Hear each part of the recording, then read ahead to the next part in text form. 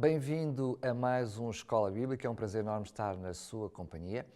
Como tem sido habitual nas últimas aulas, temos connosco o pastor Rui Bastos mais uma vez. Bem-vindo, pastor. Obrigado, Daniel. Vamos continuar com este estudo da lição e eu começava exatamente por lhe perguntar qual é que é o sumário da aula de hoje.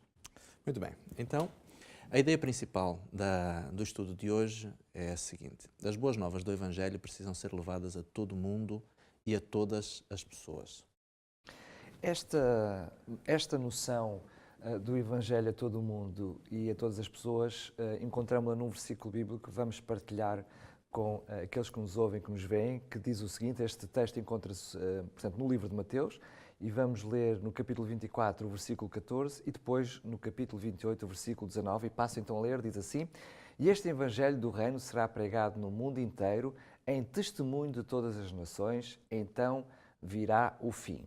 Depois, no versículo 19 do capítulo 28, diz assim: "Portanto, ide, fazei discípulos de todas as nações, batizando-os em nome do Pai e do Filho e do Espírito Santo, ensinando-os a observar todas as coisas que eu vos tenho mandado.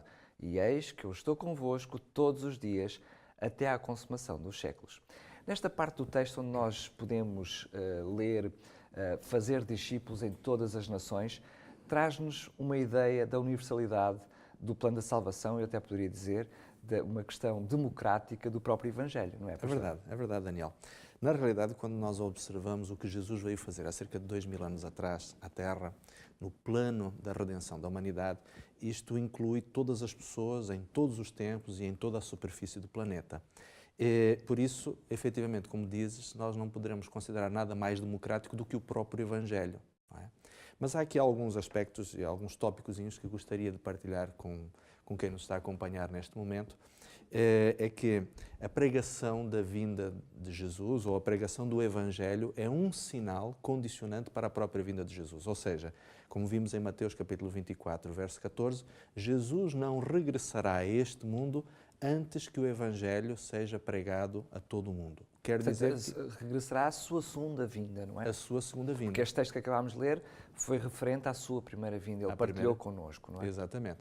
Agora, a questão aqui é, Jesus voltará a segunda vez quando houver o Evangelho, a boa nova da salvação, ter sido levada a todos os povos, a todas as pessoas, não é? Depois existem mais duas ideias que ainda gostaria de partilhar. A primeira delas é que esta responsabilidade é nossa. É tua, Daniel, é minha, é de todos aqueles que são cristãos e que conhecem a essência do Evangelho. E devemos, portanto, partilhar isto com aqueles que estão ao nosso redor, com as pessoas com quem nós convivemos.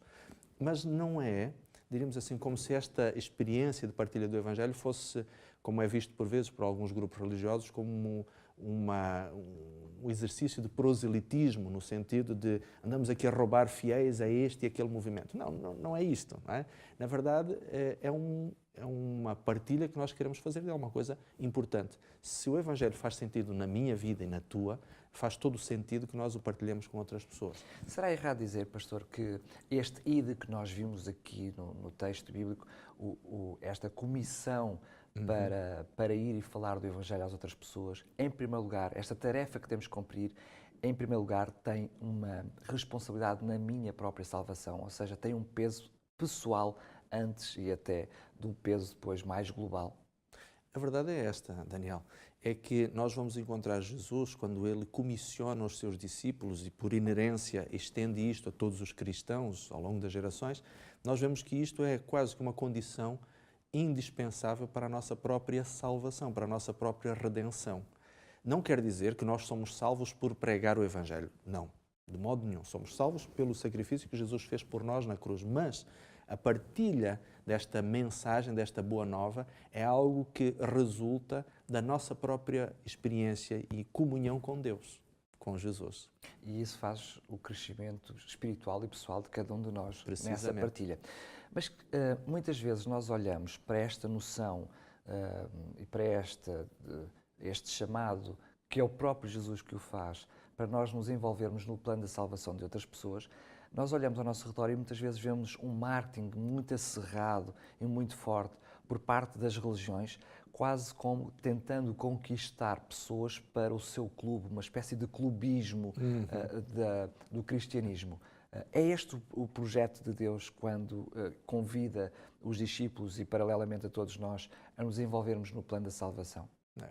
É interessante isto. Jesus é um contrassenso em relação àquilo que muitos cristãos possam pensar.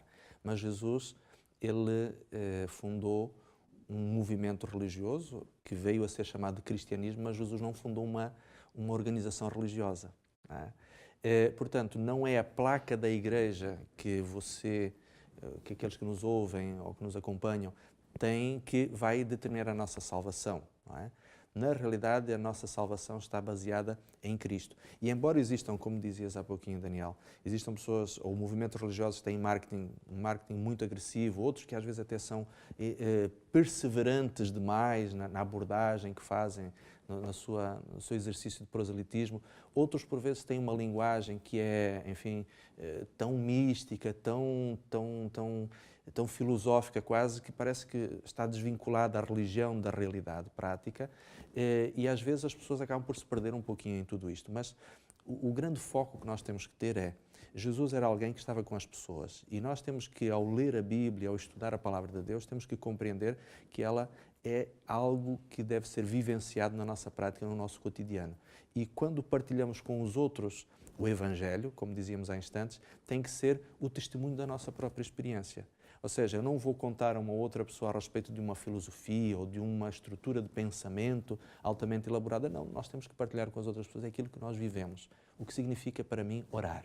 O que significa para mim sentir a paz de Deus na minha vida. Isto é efetivamente a essência da partilha do Evangelho. Na continuação daquilo que o pastor está a partilhar connosco, quando eu tenho no meu convívio entre amigos e conhecidos e quero falar de uma experiência forte que tive, mesmo a nível humano, com um amigo, com a minha esposa, com um filho, e o faço de coração aberto, isso traz uma alegria, uma satisfação enorme. Quando nós partilhamos com os outros precisamente essa experiência, aquilo que Jesus fez na minha vida, os milagres que eu tive a oportunidade de vivenciar e partilho isso com os outros, isso traz-nos uma alegria, uma satisfação, uma noção de bem-estar indescritíveis, não é? É verdade, é verdade. Sabes, Daniel, uma das coisas interessantes é que nós vemos as pessoas a falarem com muito entusiasmo, por exemplo, sobre o seu clube de futebol, não é? O clube do seu coração.